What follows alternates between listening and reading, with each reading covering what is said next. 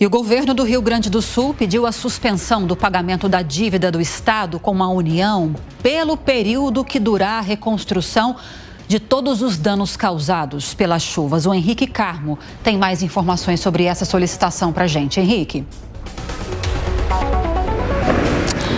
Então, Lívia, o governador Eduardo Leite publicou neste domingo algumas solicitações à União para auxiliar, essas solicitações para auxiliarem o Estado do Rio Grande do Sul nesse período de calamidade.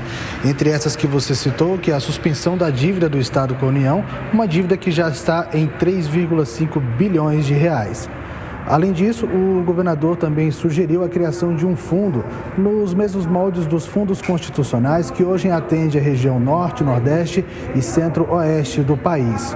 Fora essas questões de recursos, o governador também solicitou medidas de apoio fiscal, que na prática é a flexibilização do teto de gastos do Estado e também a flexibilização na contratação de pessoal para o Estado.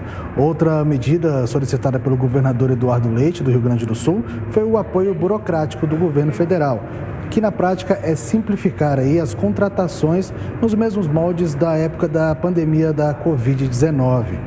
Mais um apoio que o governador pediu foi o apoio técnico para o enfrentamento de emergências. A ideia é criar e fazer a contratação de técnicos para ações de reestruturações no Estado e demais outras ações, neste momento que já é considerado, que o Rio Grande do Sul já é considerado a maior catástrofe climática do Estado. É com você. Muito obrigada pelas informações, Henrique Carmo, direto de Brasília. A gente vai voltar agora com os nossos comentaristas, porque, Amanda, são pedidos, solicitações extremamente necessárias e que só reforçam aquilo que você citou mais cedo e que foi uma fala muito contundente de Pacheco durante a visita ao Rio Grande do Sul, da necessidade de se estabelecer nesse momento um orçamento de guerra, ao exemplo do que aconteceu na época da pandemia da Covid, né? São várias frentes de atuação, né, Lívia? Tem a história do orçamento de guerra, para que esses fundos destinados ao Rio Grande do Sul, esses valores não fiquem sujeitos às regras, às limitações fiscais, mas, paralelamente a isso, há uma outra medida, que é essa de interesse do governador Eduardo Leite, para que a dívida seja momentaneamente suspensa. Quer dizer, o Estado não precisa arcar com os encargos da dívida, sobra mais dinheiro para prestar em socorro às famílias, à infraestrutura, ao que precisa ser feito no Estado depois dessa tragédia. No momento em que a renegociação da dívida dos Estados, principalmente os que precisam de socorro mais iminente, alguns já estão no regime de recuperação fiscal, como Rio de Janeiro, Minas, Rio Grande do Sul, quer dizer, todos esses estados, o próprio Rio de Janeiro, né, já tem uma ação no STF, eles querem rever as condições de pagamento dessa dívida. E há também, partiu do Ministério da Fazenda, um plano, um pacote para atender esses estados, mas para mudar a alíquota de cobrança dessa dívida, do pagamento de juros, de correção monetária, mas ao mesmo tempo que parte desse dinheiro seja destinado à educação. Então, quer dizer, são coisas que se complementam, são diferentes camadas de ajuda, mas precisa ver como o Congresso vai receber isso.